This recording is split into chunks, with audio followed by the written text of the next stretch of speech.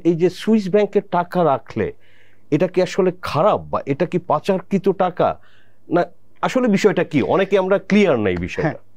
আসলে একটা সময় ছিল সুইস ব্যাংকে মানুষ কারা টাকা রাখতো, যাদের অনেক ইনকাম আছে, যে তারা ধরেন মানে এই টাকাটা দেশে রাখলে ভবিষ্যতে একটা হতে পারে, কিংবা তাদের আরো নেক্সট টাকাগুলোর আরো সেফটির জন্য তারা ওইখানে রাখতো। এবং তখন একটা ছিল যে সুইস ব্যাংক ওইগুলো কার কি আছে এটা কখনো তারা প্রকাশ করতো না, ডিসক্লোজ করতো না।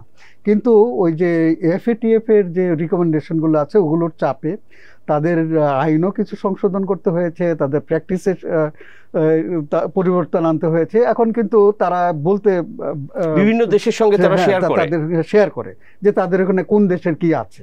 তবে আগে একটা মিসকনসেপশন ছিল, যেটা যে আপনার ওইখানে টাকা সবই বোধ হয় কালো টাকা, কিংবা অপরাধের মাধ্যমে মানে অর্জিত টাকা।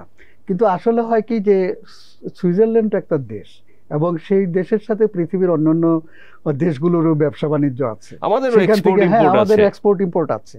তো ওই যে টাকাটা এটাও কিন্তু তাদের অ্যাকাউন্টে থাকে। তারপরে এই যে ধরেন প্রত্যেক দেশের ওইখানে নাগরিক, ওইখানে স্কিল্ড আনস্কিল্ড অনেক ধরনের নাগরিকই আছে, এবং এই সুইজারল্যান্ডের ব্যাংক যেখানে যেখানে আছে সেখানে কিন্তু এই সাধারণ যারা কাজ করে ওইসব দেশে তাদেরও অ্যাকাউন্ট থাকে, এবং তাদের কিন্তু তাদের যে অর্জিত যে টাকাটা, মানে তাদের যে ইনকামের টাকাটা ওইখানে যদি থাকে সেটাও এখানে আসে।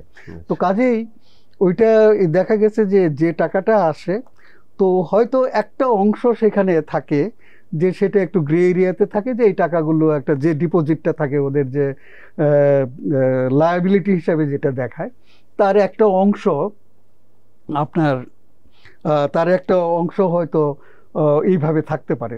তবুও দেখা গেছে যে যখন থেকে এটা আলোচনায় আসলো, সুইস ব্যাংক যখন এটা তাদের রিপোর্টটা প্রকাশ করতে লাগলো, তখন দেখা গেছে যে মানে আসলে যে এরিয়াটা একটু গ্রে এরিয়া, সেইখানে হয়তো টোটাল অ্যামাউন্টের 5-6% মতোই যে এটাতে থাকতে পারে কিছু অবৈধ অর্থ।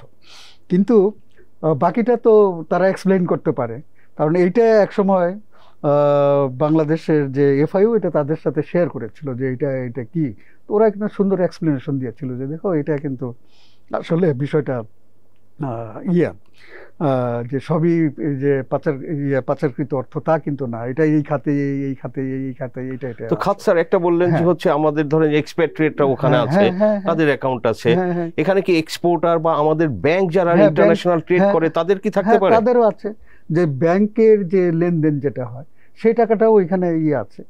হ্যাঁ, তো কাজে এটা পুরোটা যে পাচারকৃত অর্থ তা কিন্তু না। এখন ধরেন যে এই যে আপনি যেটা বললেন যে এটা করে আসছে, দিন দিন কমে আসছে, তো যখন থেকেই আপনার যে সুইস ব্যাংক তাদের এই বিষয়গুলো ডিসক্লোজ করতে শুরু করলো, তখন আমরা খেয়াল করেছি প্রত্যেক বছর এটা কিন্তু ক্রমান্বয়ে কমে আসছে। তো ওই যে গ্রে যে এরিয়াটা আছে ওইটা পার্সেন্টেজ হিসেবে কমে আসছিল। তো এখন যেটা হয়েছে আরো আপনাকে বলছি যে এখন যেটা হয়েছে যে এমনি তো ধরেন এখন এই বাংলাদেশের মতো দেশগুলো, কিংবা আমাদের দেশের কথাই বলেন, এখন ধরেন ইম্পোর্ট সেটা কিন্তু আমাদের অনেক কমে গেছে, কারণ যে কারণেই হোক কমে গিয়েছে। এখন সাধারণত আর ওইখানে ওদের নিয়ম কানুনের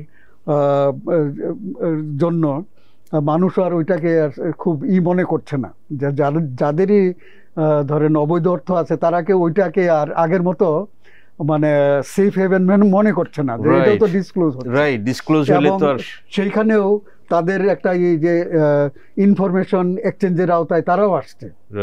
হ্যাঁ, যে কোনো তাইলে কি স্যার অল্টারনেটিভ ডেস্টিনেশনের কথা আমরা সম্প্রতি শুনে থাকি, যে দুবাই, সিঙ্গাপুর, আরো কিছু জায়গা, সো সুইস ব্যাংক যেহেতু ডিসক্লোজ করে, সো লোকজন মনে করে যে তার মানে যত টাকা রাখলো তার থেকে তার ইমেজ কস্ট অনেক বেশি হতে পারে।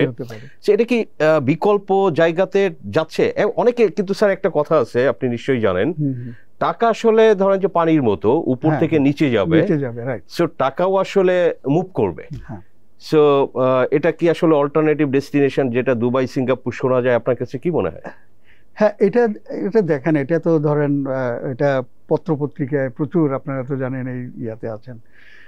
এখন যেটা হচ্ছে সেটা ইনভেস্টমেন্টের নামে হচ্ছে, যে হ্যাঁ তোমরা কতগুলো লুক্রেটিভ ইনভেস্টমেন্ট তারা করছে। কারণ পৃথিবীর অনেক দেশই এটা কিন্তু করে যে ইনভেস্টমেন্ট বাইরে থেকে আসলে আবার মানে সেটাকে তারা ওয়েলকাম করে। তো এখন সেটা হয়তো রিয়েল এস্টেটে হতে পারে, কিংবা অন্য কোনো ক্ষেত্রে হতে পারে। পৃথিবীর এমন মানে উন্নত দেশও আছে, সেখানে বলা আছে যে যদি এই পরিমাণ অর্থ এবং এতগুলো লোকের যদি মানে কর্মসংস্থান এমপ্লয়মেন্ট ক্রিয়েট করতে পারে, তাহলে তার সিটিজেনশিপও দিয়ে দিচ্ছে। এই ধরনের ইয়ে আছে। ইভেন স্যার আমেরিকা কানাডা তারা অনেক বেশি কথা বলে মানবাধিকার, বিভিন্ন রাইটস। আমেরিকা কানাডাতে টাকা নিয়ে গেলে নেওয়ার সময় কোনো কোশ্চেন নাই, এইভাবে ইনভেস্ট করলে তাদের পিআরও দিচ্ছে, সিটিজেনশিপ দিচ্ছে, সবই দিচ্ছে। তো এইখানে কিন্তু এই যে ধরেন আমি তো দীর্ঘদিন এই বিষয়গুলো নিয়ে কাজ করে আসছি, তখন মনে হয় যে আসলে কোশ্চেনটা এক একজনের বেলায় এক একভাবে জিজ্ঞাসা করা হয়। আচ্ছা, হ্যাঁ, যে সেম কোশ্চেন সবাইকে জিজ্ঞাসা করবে, কারণ আমাদের এখানে কোনো অর্থ যদি আসে কিংবা হয়, যে এই অর্থটার সোর্স কিংবা যেখানে আমাদের আইন কানুনে অনেক কিছু আছে যে এটা সোর্স জিজ্ঞেস করতে হয়।